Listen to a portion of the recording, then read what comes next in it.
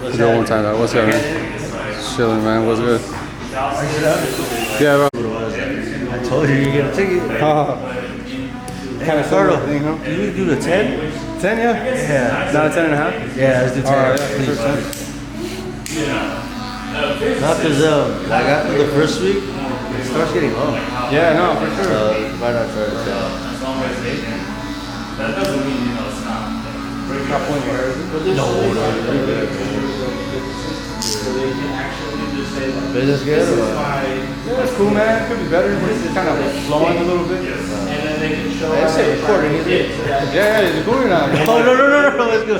Not even enough. Do you want it to or not? No, that's fine. No, that's fine. I'm just trying to get the video for education. Hey, what's up, everyone? We are gonna teach you today how to cut my client's hair number 10 on top with a low drop fade. Thank you for tuning in, and let's get this rolling. Okay, first of all, thank you for dropping into my video. I really appreciate it. By the way, I started wearing gloves. I feel like I was getting way too many splinters. Here I am dusting my client off. This is a big key when you're cutting hair. Always make sure you're dusting your client off and giving them the best experience possible. That is an absolute big factor on professionalism. I've seen barbers just cut someone's hair and just have their nose filled with hair, and it's just they just don't do that. And you know you don't know what you don't know.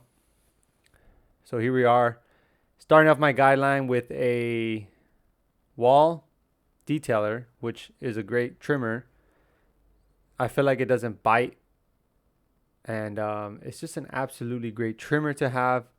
I highly recommend it for anyone just starting off. First of all, you can get the good foundation with this trimmer. But look, overall, I'm here to teach you what I can. If you're a beginner barber, you need to focus on skills for sure, and service. Make sure your service is on point. Try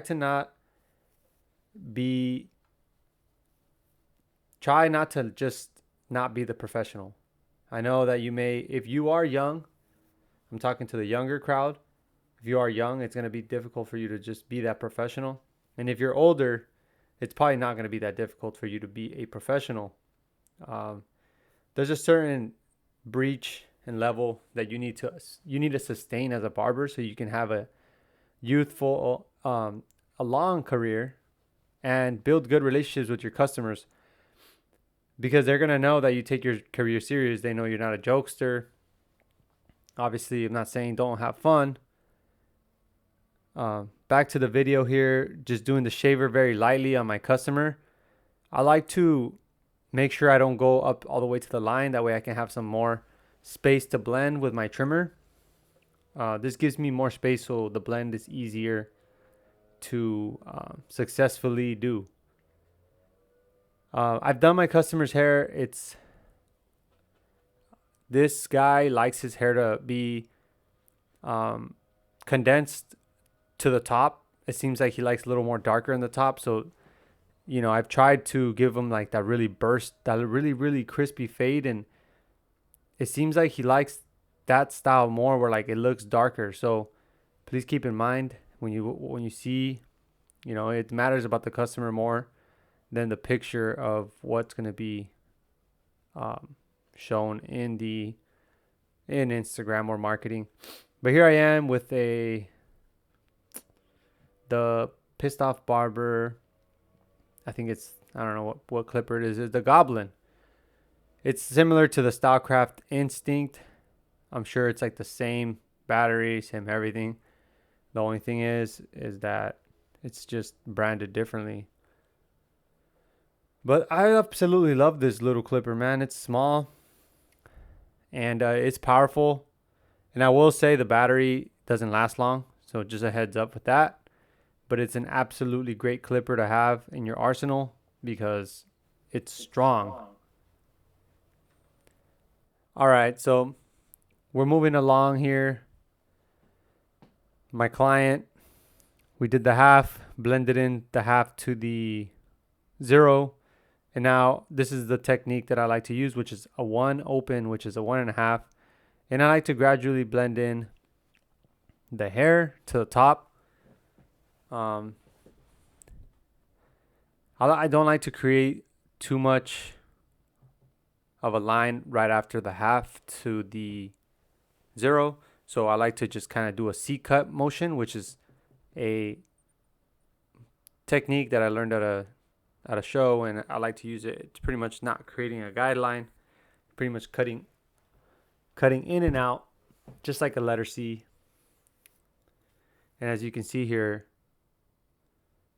I don't want to dig in too deep to my client's head, because if not, he's gonna lose the shape of his head.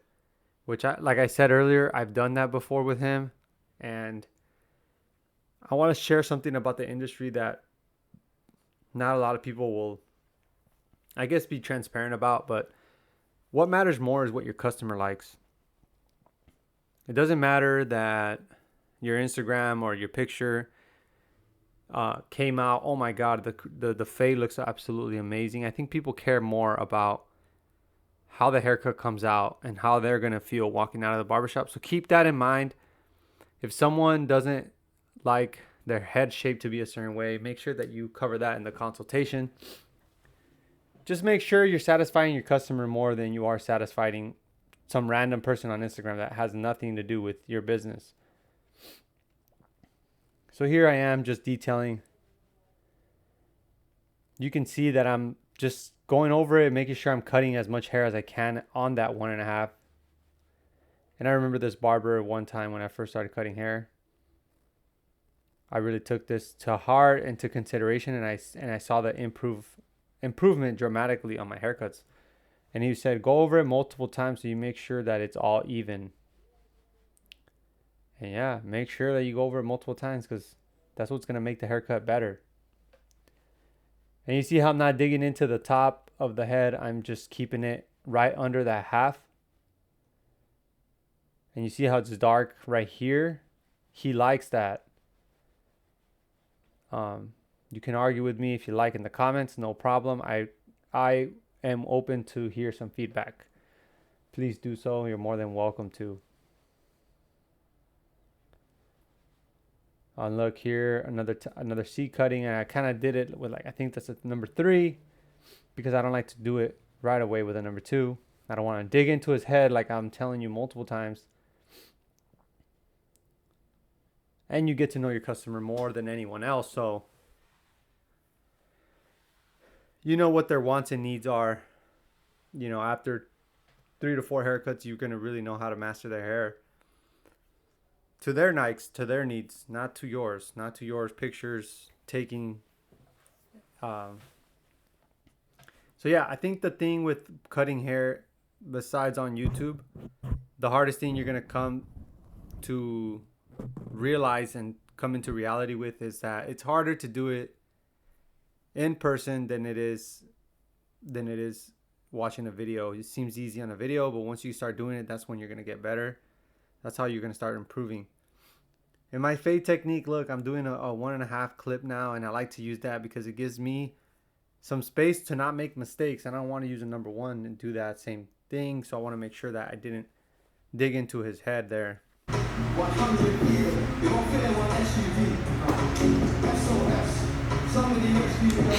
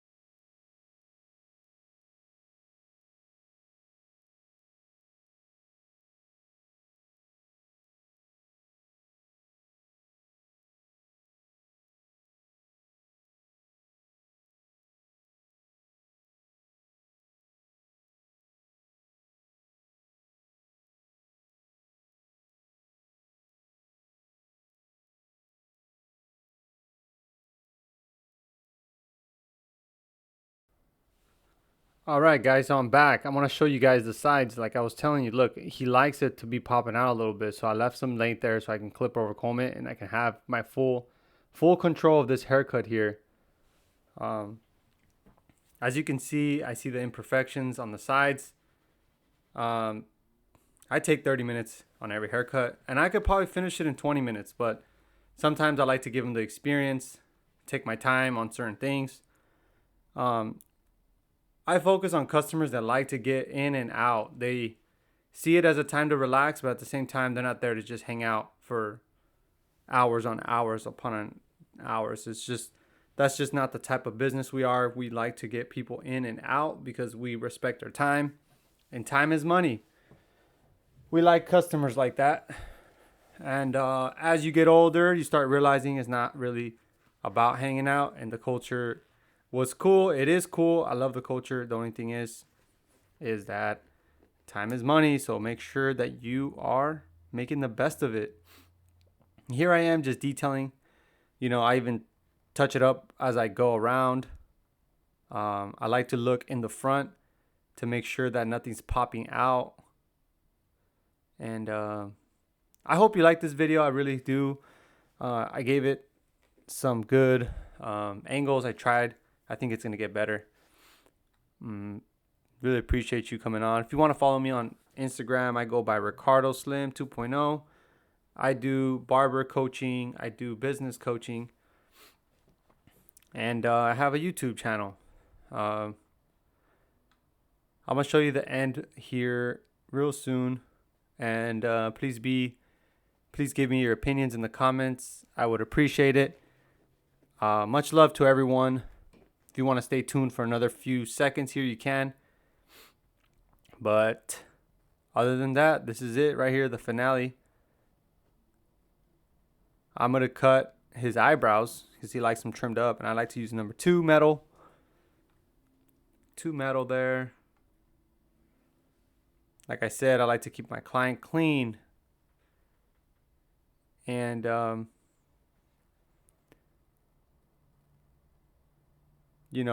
look at how much energy we are giving to their customer. Look at how much energy and physical demand a barber really needs. Like, I don't know if anyone actually understands the physical capability you need to maintain to be a barber. Now, keep this in mind. Take care of your health.